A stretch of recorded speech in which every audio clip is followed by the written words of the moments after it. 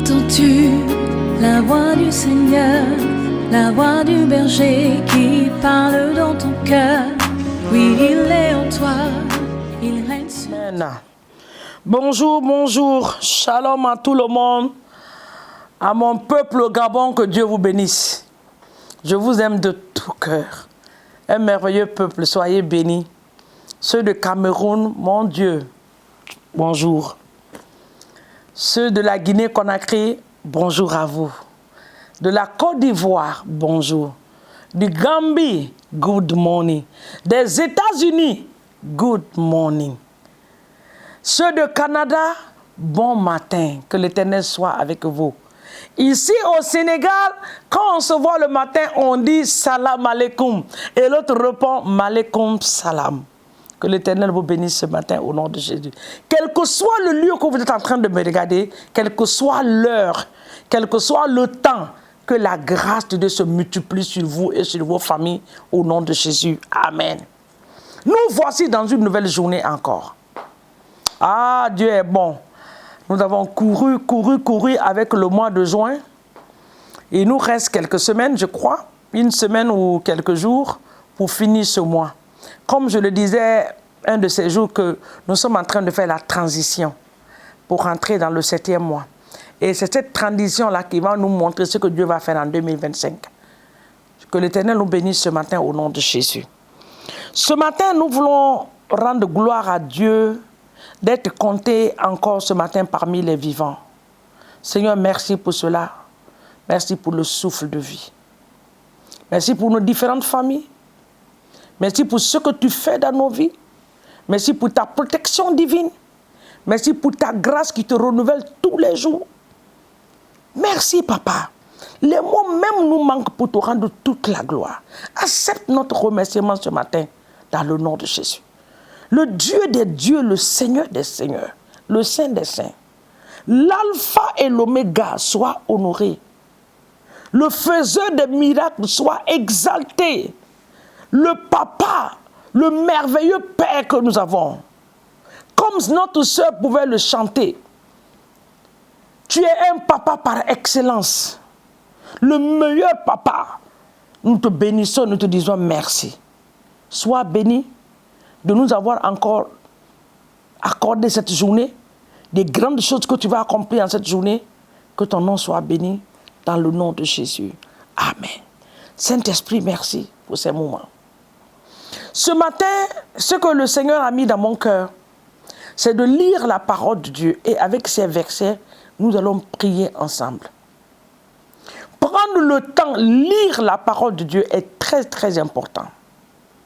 Beaucoup aiment la prière, mais beaucoup ne connaissent pas les versets de la Bible. Je l'avais promis une fois, mais je crois que les mois qui vont venir, on va essayer de le faire. Et je voulais le faire commencer ce matin. Nous devons lire la parole de Dieu. C'est un testament que Dieu nous a donné. Nous devons connaître nos droits. Ce que le Père a dit nous concernant, nous devons le connaître. Si tu ne connais pas ton droit d'héritage, bien-aimé, d'autres personnes vont se réjouir de ça. La Bible dit dans le livre de Jean, chapitre 1, il dit au commencement était la parole. Et la parole était avec Dieu. Et la parole était Dieu.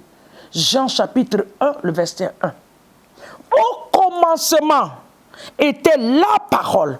La parole était avec Dieu. Et la parole était Dieu. C'est ce qu'on appelle le Kalimatullah, la parole de Dieu. Donc ce matin, nous partons dans le livre de Psaume.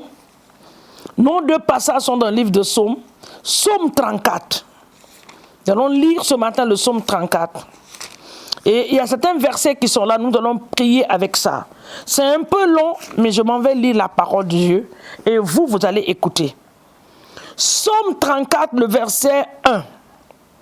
Il dit de David lorsqu'il conflit l'insensé en présence d'Abimelech et qu'il s'en alla chassé par lui.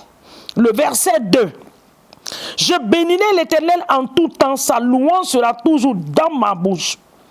Que mon âme se glorifie en l'Éternel, que les malheureux écoutent et se réjouissent. Le verset 4. Exaltez avec moi l'Éternel, célébrons tout son nom.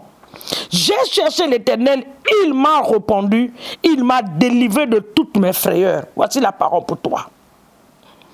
Quand on tourne, le verset 6, quand on tourne le regard vers lui, quand on tourne vers lui les regards, on est rayonnant de joie et le visage n'est pas couvert de honte. Je déclare qu'en cette journée, en tournant ta face vers l'Éternel, tu vas rayonner de joie et la honte ne serait pas ta portion. Nous continuons.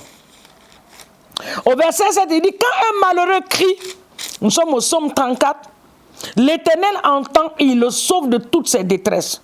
L'ange de l'Éternel campe autour de ceux qui le craignent et les arrache du danger. Le verset 9, sentez, voyez combien l'Éternel est bon. Heureux l'homme qui cherche en lui son refuge. Craignez l'Éternel, vous ses saints, car rien ne manque à ceux qui le craignent. Le verset 11, les lionceaux éprouvent la disette et la faim, mais ceux qui cherchent l'Éternel ne sont privés d'aucun bien. Le verset 12, venez mes fils, écoutez-moi, je vous enseignerai la crainte de l'Éternel. Quel est l'homme qui aime la vie et qui désire la prolonger pour jouir du bonheur? Le verset 14, préserve ta langue du mal, préserve ta langue du mal et tes lèvres des paroles trompeuses si tu veux vivre longtemps. C'est ce que l'Éternel nous dit. Le verset 15 il dit, éloigne-toi du mal et fais le bien. Recherche et poursuis la paix. Oh, j'aime ça. Le verset 16 il dit, les yeux de l'Éternel sont sur les justes et ses oreilles sont attentives à leurs cris. Le verset 17, l'Éternel tourne sa face contre les méchants. Il le fera ce matin dans ta famille, autour de toi, pour retrancher de la terre leurs souvenirs.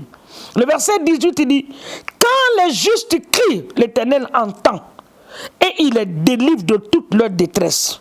L'Éternel est près de ceux qui ont le cœur brisé. Je ne sais pas si ton cœur a été brisé, mais l'Éternel est auprès de toi. Il sauve ceux qui ont l'esprit dans l'abattement.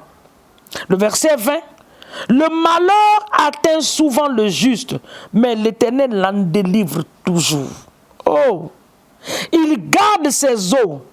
Aucun dos n'est brisé. Le verset 22. Le malheureux tue le méchant. Le malheur tue le méchant. Et les ennemis du juste sont châtiés. Enfin, le verset 23.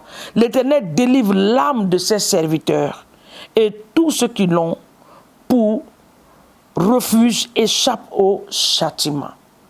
Prends le temps de lire ce passage de Psaume 34 ce matin. Il y a plein de prières dedans. Il dit, quand on tourne le regard vers lui, le verset 6, c'est une prière. L'ange de l'Éternel campe autour de ceux qui le craignent. C'est le verset 8, c'est une prière. Que l'ange de l'Éternel campe autour de toi en cette journée, partout où tu vas partir. Et enfin, nous lisons le psaume 91.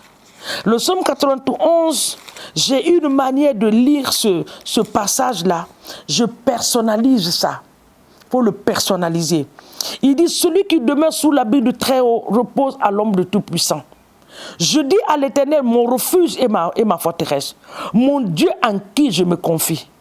Car c'est lui qui me délivre du filet de l'oiseleur, de la peste et de ses ravages. Il me coupe de ses plumes. Je trouverai un refuge sous ses ailes. Sa fidélité est un bouclier et une cuirasse. Je ne craindrai ni les terreurs de la nuit, ni la flèche qui vole le jour, ni la peste qui marche dans les ténèbres, ni la contagion qui frappe en plein midi. Que 1000 tombent à mon côté et 10 000 à ma droite, je ne serai pas atteint. De mes yeux seulement, je regarderai et je verrai la rétribution des méchants. Car tu es mon refuge, ô mon Dieu. Je fais du Très-Haut ma retraite. Aucun malheur ne va m'arriver. Aucun fléau ne s'approchera de ma tente. Car l'Éternel ordonnera à ses anges de me garder dans toutes mes voies. Quelqu'un entend la parole de Dieu ce matin. Le verset 12 dit, ils me porteront sur les bras. De peur que mon pied ne heurte contre une pierre. Le verset 13, je marcherai sur le lion et sur l'aspic. Je foulerai le lionceau et le dragon. Le verset 14 dit, puisque je connais le nom de l'Éternel, il me délivrera en cette journée. Il me protégera puisque je connais son nom. Son nom est l'Éternel qui me protège. Le verset 15 dit, je l'invoquerai et lui il me répondra. Il sera avec moi en cette journée. Il sera avec moi dans les difficultés. Il sera avec moi partout où je dois aller. Le dernier verset dit, c'est le verset 15 qui est le dernier verset. Il m'invoquera.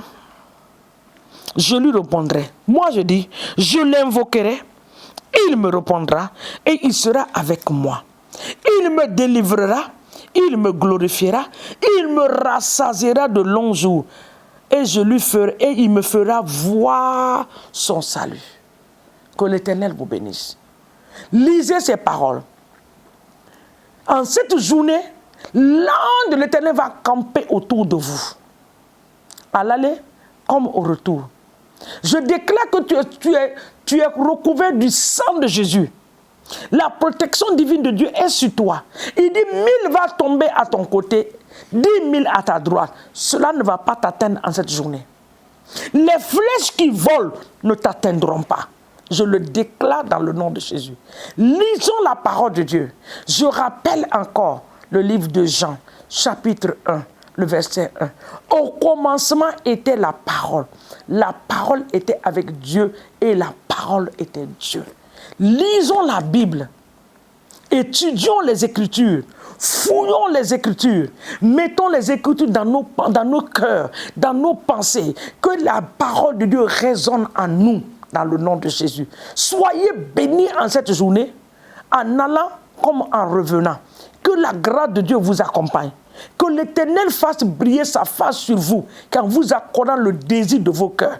Je déclare comme la parole de Dieu dit, tu ne craindras ni les terreurs de la nuit, ni les flèches qui volent dans la journée, ni la peste qui marche dans les ténèbres, ni la contagion qui frappe en plein midi. Cela ne va pas être ta portion. En cette journée, 1000 tombera à ta gauche et à ta droite. Cela ne va pas t'atteindre dans le nom de Jésus.